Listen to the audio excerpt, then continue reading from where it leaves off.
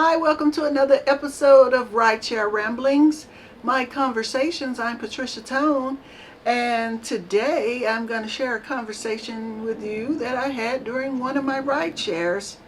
I think I was working a night shift this time around. For a while, I was really enjoying doing the night shift. It seemed like everything was a little smoother and better and less trafficky and just some beautiful nights that we had been having. So let's hear about this conversation with this passenger that I picked up while doing my job. So last night I talked to a white guy, older white guy, who lived out in, where was I? So I think Torrance. South Torrance. We talked about the humidity. We talked about organic food. He said how he didn't have climate control in his house, which I thought was strange. If you live way out there, why you don't have an air conditioner or a heater. So I don't know. What do you think about that? People who buy these houses or live in nice neighborhoods, but is it too cheap to buy an air conditioner, or what do you think? Is it about paying that high electric bill? I don't know. So yeah, this man was extremely nice. He was coming from the grocery store, I think. That's where I got him. And we were talking. Yeah, it was the grocery store because we were talking about food. Some kind of way we got on potatoes. And he said he had never seen the gigantic potatoes. And I said, yeah, because he was at Ralph's. And I said, I go to the Ralph's. I like the Ralph's in Westchester and El Segundo, and I go there sometimes when I realize that potato season, they just brought out the potatoes because they have the best fresh potatoes and they're really big. And he said, oh, I'm scared of those. To me, those seem like they might be GMOs or whatever. I said, no, these are the real deal. I said, when I came to California and I started seeing them little bitty ass potatoes, them were the ones I was afraid of. He said, oh no, those are the only kind that I've ever seen. I said, really? He said, yeah. I said, no, baby, I'm from Texas. We do potatoes like this because we made meals out of potatoes. You cut that potato down there and put the cheese and the meat and the vegetables on top. I said, that's what we have restaurants that just sell stuffed potatoes. You eat half of it for dinner and the next half for lunch. And he was just floored. He was like, wow, I never knew that. I said, baby, let me tell you something. Maybe he was talking about the little, no, I said russet, but at first I thought he might have been talking about the little white potatoes or whatever. I said, no, baby, them russet potatoes, those are the ones. That's the kind of potatoes I eat. And I said, the Ralphs that I go to, they go so fast that I have to sometimes store hop to find the ones that I like and the ones that are fresh that just came out and they haven't been sitting out there for a while. And so we also passed this place that said it sold organic food, or yeah, it was organic food, but it had a funny name like Spoon or something, or Fork or something. Anyway, it was on his route.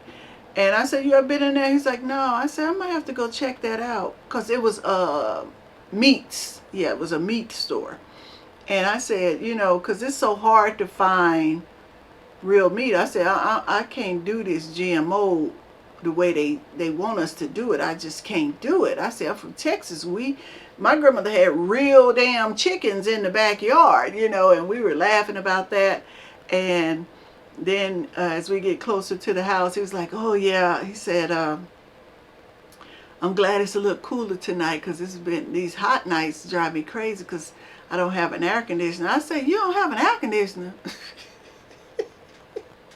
I said, why you don't have no air conditioner? He was like, I never bought one. I said, that don't make sense to me how you don't have an air conditioner in the house. And I said, you don't have a fan or anything? I don't even think he had a fan. And I'm trying to figure out how this man is still alive without some circulation in that house. It was a cute little house out in Torrance. I was like, dude, I don't know how you do it. I got to have some air. And I was telling him how the buildings in our area now, new complexes, and every now and again, they turn our damn electricity off, and it be off for hours and hours, and I'll be in there dying and having hot flashes because we don't have no damn air conditioner or no fans running because they cut the lights off. And they always lie about when they gonna turn them damn lights back on. And so he was like, yeah, I don't know. I don't have one. I said, you at least need to buy the little portable air conditioner. I said, that's what I have. I said, it cools off the whole room. I mean, I only have one room. Well, that's not true. I have 3. I said, but it cools off the whole place. And I love it. And he said, yeah, I might look into that. But baby, how you don't have no air conditioner in your house? Or no fan? And for me, I can't even have just one fan. I have to have 3 or 4 fans in my house. That air has to be moving around up in here. I need to be able to breathe and have some circulation and some fresh air. I remember even when I was a kid, we lived in apartments. Even in the winter, I still had to have a little crack of my window open because I need fresh air. I need to breathe. Yeah, he was a really, really nice guy. And he was like, I'm really glad I got you as a driver. I've never had this much fun on a ride before. I was like, well, thank you. That means so much to me. I love it when I talk to people who realize that some people in the world have, how do I want to say this? Some people in the world, you can have interesting conversations with any type of person. I'll say it like that. And I love it when people just accept what's going on in the energies and you all are having fun and nobody's insulting each other and you're just enjoying conversation, and it's a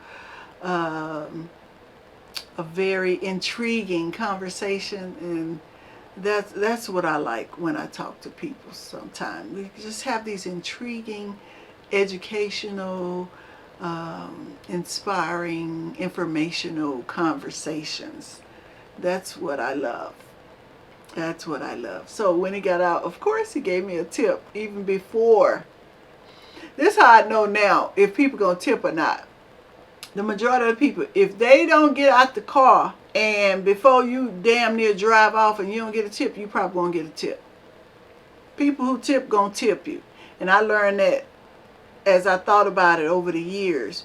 Like white businessmen or whatever, I tend to have a lot of great conversations with them. And they get out the car at the hotel, before they even go through the door, my tip is there. Before I drive off, my tip is there. And that's a different breed of people. You know, that's a different class of people who does that. Yeah, that was a good conversation. We both were a little chubby and we were talking about food and trying to eat right and all that stuff. So it was just a lot of fun. And it was I remember it was a really beautiful sky that night because we talked about the sky. We had some really good night skies where I was sad that I didn't have time to stop and get footage and, you know, just show it on social media.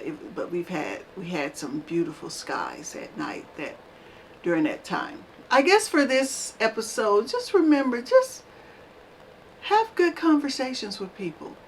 Sometimes you learn things and you discover things you didn't know, and things you might have had a misconception about might be brought to light. You might receive more insight. And that's why I like talking to people, being kind and cordial and courteous and friendly. And that's all I have for you today on this episode of Rideshare Ramblings, My Conversations. Remember to hit that subscribe button, leave a comment, leave a like, and share this video with your friends. I'll see y'all next time. Thank you.